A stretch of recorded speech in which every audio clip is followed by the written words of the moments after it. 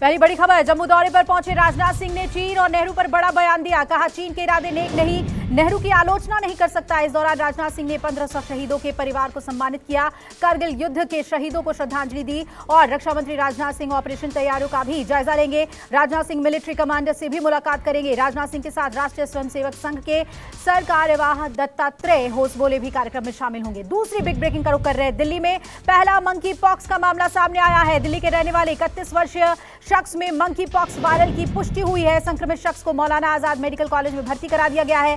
2 दिन पहले बुखार और त्वचा पर रैशेज के वजह से इसे भर्ती किया गया था। बताया जा रहा है कि संक्रमित शख्स बीते दिनों हिमाचल प्रदेश से घूमकर लौटा है। हालांकि उसकी कोई विदेशी यात्रा की हिस्ट्री नहीं है। तीसरी बिग ब्रेकिंग 1 बजे की, आगे बढ़ रहे हैं। दिल्ली के लिए सीएम अरविंद केजरीवाल ने आज एक बड़ा ऐलान किया। दिल्ली को फूड कैपिटल बनाने पर काम किया जाएगा और केजरीवाल ने कहा कि दिल्ली में अब फूड हब का विकास किया जाएगा, फूड हब की ब्रांडिंग की जाएगी। केजरीवाल ने फेज 1 में 2 फूड हब बनाने की बात कही है। ये फूड हब मजनू का टीला और चांदनी चौक में बनाए जाएंगे। आगे बढ़ रहे हैं, चौथी बिग ब्रेकिंग दिल्ली से ही जुड़ी हुई। केजरीवाल सरकार के मंत्री गोपाल राय ने एक बार फिर मोदी सरकार पर निशाना साधा। उन्होंने कहा कि मोदी जी को केजरीवाल से इतना डर क्यों है। आज वन महोत्सव के आखिरी दिन उसके आयोजन में पुलिस भेजी गई। पूरे पंडाल को पुलिस ने अपने कब्जे में ले लिया और केजरीवाल के पोस्टर फाड़कर मोदी के पोस्टर लगा दिए। इसके अलावा उन्होंने सिसोदिया पर लगे आरोपों को भी गलत और बेबुनियाद बताया है।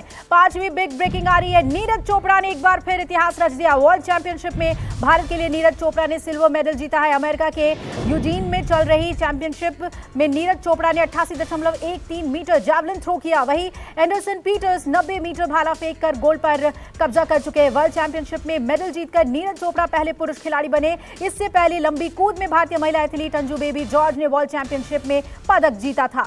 आगे बढ़ रहे हैं, छठी बिग ब्रेकिंग आ रही है।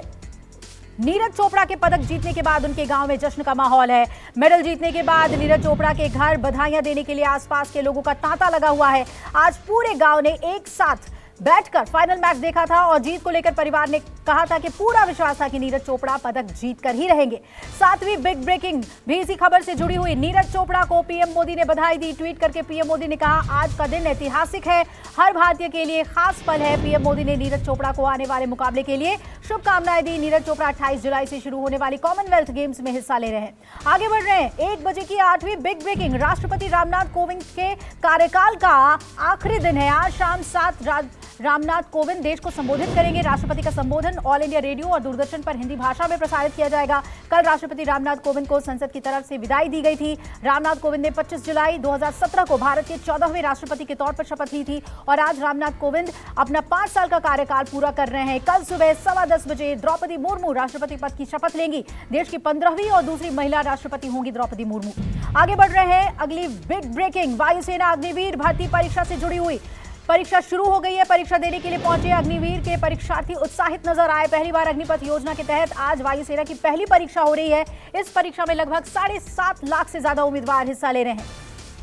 1 बजे की 10वीं बिग ब्रेकिंग भी अग्निवीर भर्ती योजना से जुड़ी हुई। भर्ती परीक्षा के बीच राहुल गांधी ने ट्वीट करके मोदी सरकार को घेरा। कहा, पीएम के नए प्रयोग से देश की सुरक्षा और भविष्य दोनों खतरे में है।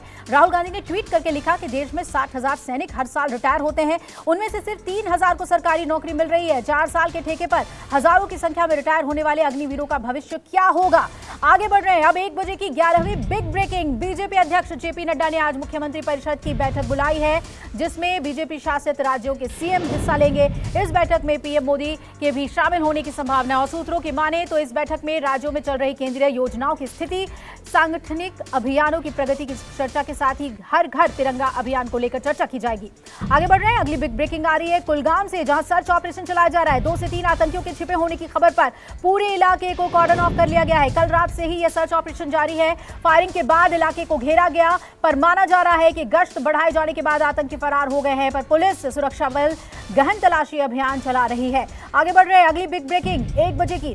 दिल्ली की तरह पंजाब सरकार ने भी जनता को मुफ्त बिजली देने का वादा पूरा कर दिया है। पंजाब की आप सरकार ने जनता को फ्री बिजली देने के लिए सर्कुलर जारी कर दिया। पंजाब सरकार की तरफ से जारी सर्कुलर में कहा गया है कि जनता को हर महीने 300 यूनिट बिजली फ्री मिलेगी। एक बिल में 600 यूनिट फ्री दिए जाने का प्रावधान है। इसके लिए अलग से एक फॉर्म जारी किया जाएगा।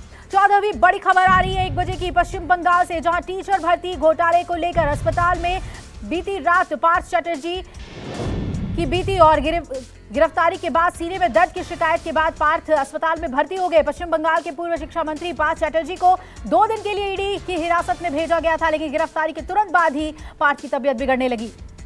पार्थ के अलावा कल अर्पिता मुखर्जी को भी गिरफ्तार कर लिया गया है। ईडी ने कई घंटे की पूछताछ के बाद अर्पिता को गिरफ्तार किया। 1 बजे की 15वीं बिग ब्रेकिंग आ रही है हरियाणा से, जहां नूंह में DSP Surendra Singh murder case में पुलिस को बड़ी सफलता मिली है। 4 और आरोपियों को गिरफ्तार किया गया है। पुलिस ने तकरीबन 34 गांव में सर्च ऑपरेशन चलाया, जिसके दौरान बड़ी तादाद में वाहनों के चालान किए, साथ ही कई गाड़ियों को जब्त किया है। पुलिस ने मामले में 7 फरार आरोपियों को भी गिरफ्तार किया। सभी आरोपियों पर अलग अलग थानों में कई एफआईआर दर्ज हैं। आगे बढ़ रहे हैं, 16वीं बिग ब्रेकिंग 1 बजे की आ रही है मध्य प्रदेश से, जहां शाजापुर में उफनते नाले को पार करते वक्त स्कूली बस बंद हुई। 50 बच्चों की जान आफत में पड़ी।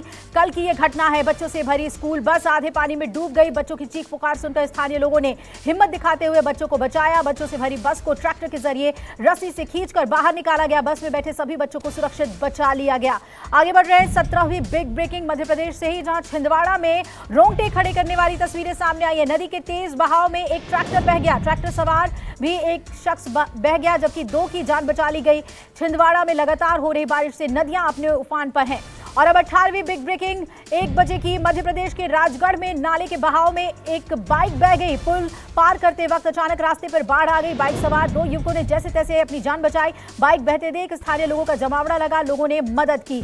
आगे बढ़ रहे हैं, अगली बिग ब्रेकिंग आ रही है हरियाणा से, जहां जिंद में स्कूल के मैदान में भरे पानी को 1200 से ज्यादा बच्चों ने वाटर पार्क बनाया। स्कूली बच्चे पानी में जमकर खेले। स्कूल के छात्र और छात्राओं ने बॉलीवुड के गानों पर डांस किया, तो कुछ छात्र फुटबॉल खेलते नजर आए। बच्चों और स्कूल के स्टाफ ने बारिश का खूब लुत्फ उठाया। आगे बढ़ रहे हैं, अगली बिग ब्रेकिंग आ रही है 1 बजे की दिल्ली से, जहां मुस्तफाबाद से 3 मंजिला मकान के गिरने की खबर है। मलबे में दबने से 1 की मौत हो गई है। 4 लोग गंभीर रूप से घायल हुए हैं।